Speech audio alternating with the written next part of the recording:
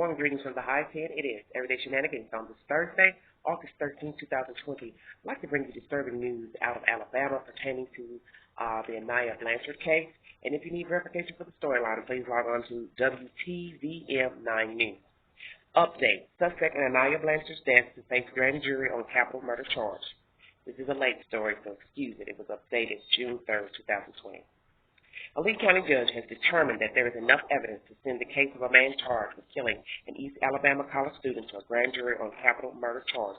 Police believe Ibraheem Zayeeds abducted Blanchard from an Auburn gas station and later shot and killed her. Her body was found days later in Macon County, Alabama.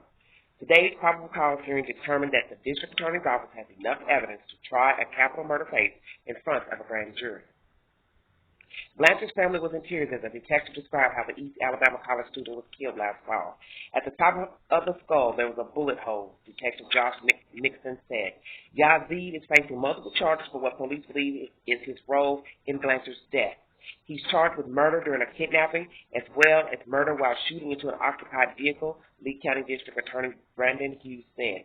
A judge found probable cause for both, and I think that speaks for itself. According to testimony Wednesday, Blanchard's roommate received text the night Blanchard went missing. At 11:38, Anaya says, "I'm smoking a blunt." Laugh out loud, Nixon testifies. At 11:40, her roommate says, "Who are you smoking with?" Anaya's device replies. 11:41, Eric. Nixon testifies video at a second gas station showed Yazeed leaving the passenger seat of Blanchard's car to purchase smoking materials, then getting back inside the car. This car was later found in Montgomery. Court testimony Wednesday revealed a witness said he was with Yazeed when it appeared he dumped a body in Shorter, Alabama.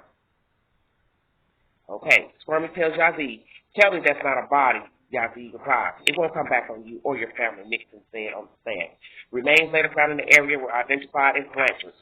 Yazeed's attorney argued there's no evidence the crime was committed in the Lee County jurisdiction and that Blanchard went willingly with Yazeed. The state argued there's circumstantial, evidence to prove Blanchard was deceived and by extension that she was kidnapped. The evidence says what the evidence says, Hughes said. The law says what the law says. We established that today.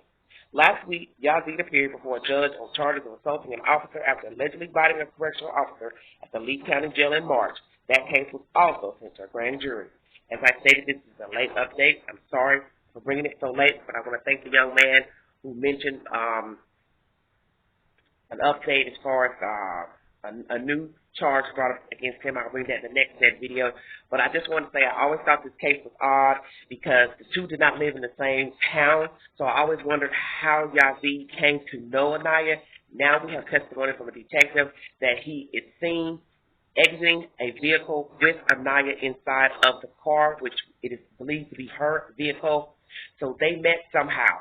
Whether they met at the gas station, online, through friends, however, she was in the company of Mr. Yazeed that night, and he murdered her. As far as squirming, you want me to sit here and believe you knew nothing of this murder? You knew nothing of him going out in the middle of nowhere on a dirt road to dump her?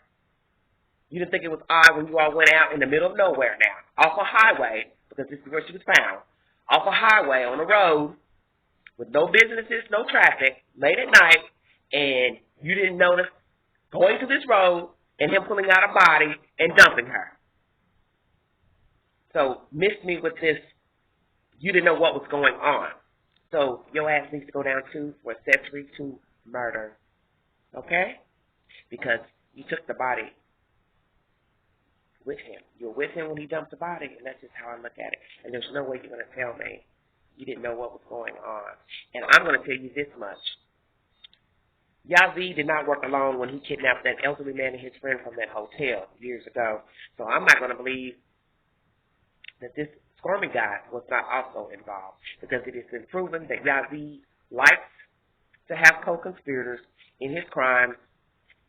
So who's to say Squirmy didn't get picked up along the way, rode down the highway with them, shot the girl, was an eyewitness to the crime, and was also there for the dumping of the body. I'm just saying.